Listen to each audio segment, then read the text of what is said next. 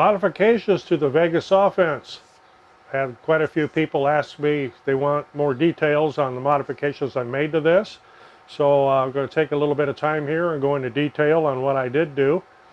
A little bit of history on this. This is a 1970s era Craftsman table saw that's had the arbor bearings replaced. Got rid of the cast pulleys, got machine pulleys, got a 3-horse motor on it. It runs at 240 volt.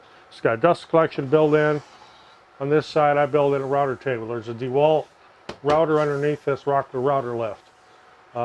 It also has integrated dust collection and ways for me to get off the chips from the top, which I'll go into here shortly. So what we're going to be talking about here is what I did do to this Vega fence after I put it onto this Craftsman saw.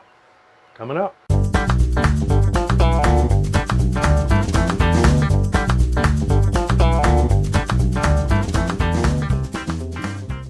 I'm Roger, welcome to the shop, and we're going to talk about the Vega fence. Had a lot of people ask, you know, how did you do this, how did you do that, what did you do?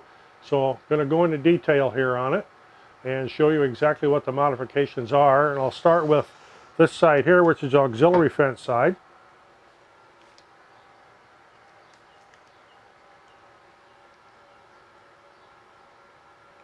So what this is a piece of 3/4 inch plywood that was cut to, it's about 8 inches high. Has a T-track embedded in it. Okay, how is this fastened to the fence?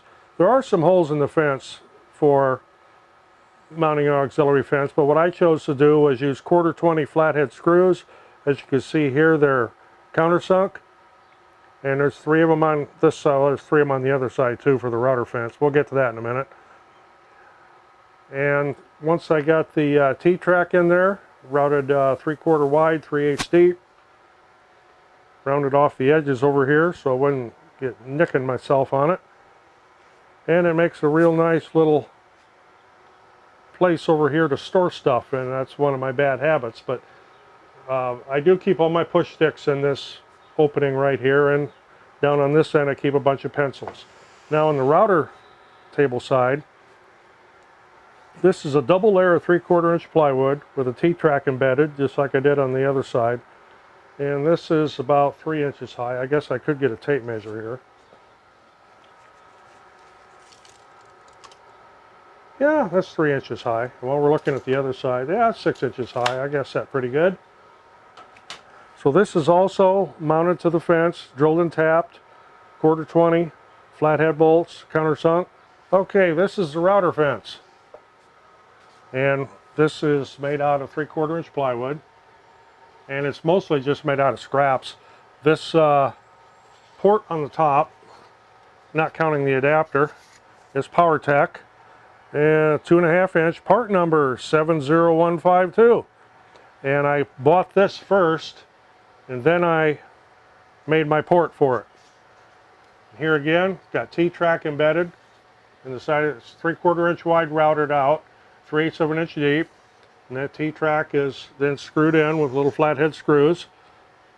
On the back side we have T-bolts, and these T-bolts fit into the track on the fence. I'll show you how that works.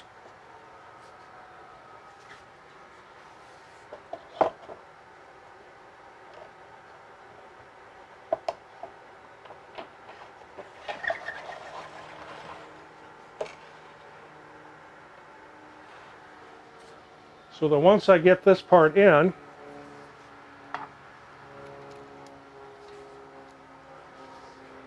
I can slide my fence over here to the router lift and center it right over the bit. And it's just a matter of tightening down these little knobs.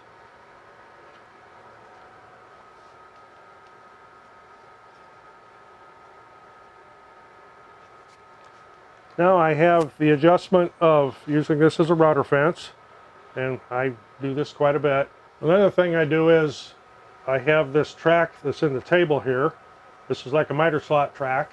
I can put a featherboard in here to keep my pressure on my piece against the fence, and I have featherboards that I put in here, Craig featherboards that keep my work pushed down.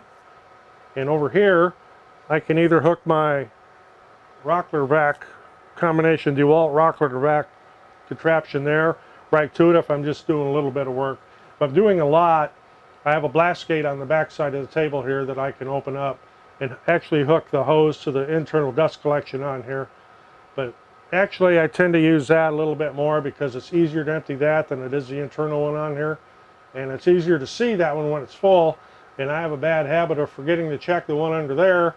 Then I not only end up with my chip collector full, it goes into the vac and fills the vac up too, and then I got a mess. I got to clean everything out, and I have plugged lines, and so yeah, I got to try to remember to do that a little bit more often.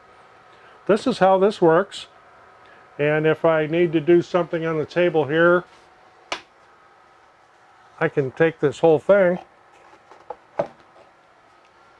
off and go put it someplace else, and I've got the whole table because I tend to use this as an assembly table as well. So I've also been asked about the back side of this because on the there's an option when you buy the Vega fence kit. There's a catch that goes under this steel angle back here to supposedly to keep it from doing this. I don't have a problem with it doing this. I wanted this auxiliary area out there, and there is another 3-foot section yet that folds up on this for an outfeed table.